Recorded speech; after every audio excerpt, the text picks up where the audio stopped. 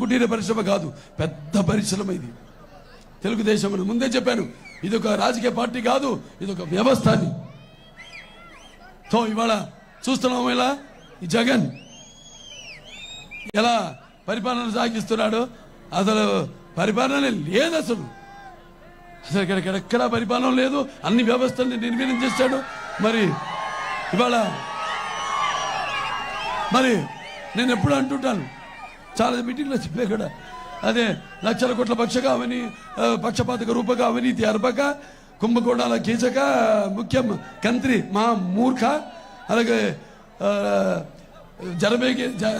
జగమెరిగిన జగన్నాటక మూతి ముద్రష్టక, అలాగే రాష్ట్రానికి రావణ పాలక ధన మాన ప్రాణ చోరకు ఈ జగన్. గుర్తుపెట్టుకుని మరి ఇక్కడ అన్ని ఇవాళ 3 పార్టీలు కలిసాయి. ఇవాళ తెలుగుదేశం, బీజేపీ, జనసేన. అక్కడ తమ్ముడు పవన్ కళ్యాణ్ కూడా పిఠాపురంలో మంచి మెజారిటీతో గెలిచి తీరుతాడు.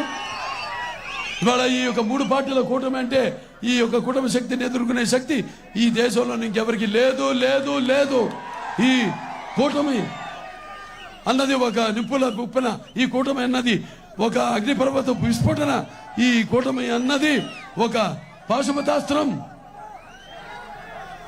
సో ఆయన రక్తం నాలో ప్రవహిస్తుంది. బొజ్జ గోపాలకృష్ణారెడ్డి గారి రక్తం తమ్ముడు సుధీర్ రెడ్డిలో కూడా ప్రవహిస్తుంది, మనందరిలో ప్రవహిస్తుంది. తెలుగుదేశం పచ్చ రక్తం, పసుపు పచ్చ రక్తం. అవసరమైతే ఎర్ర రక్తం కళ్ళ చూస్తాం, ఎవరికి భయపడేది లేదు.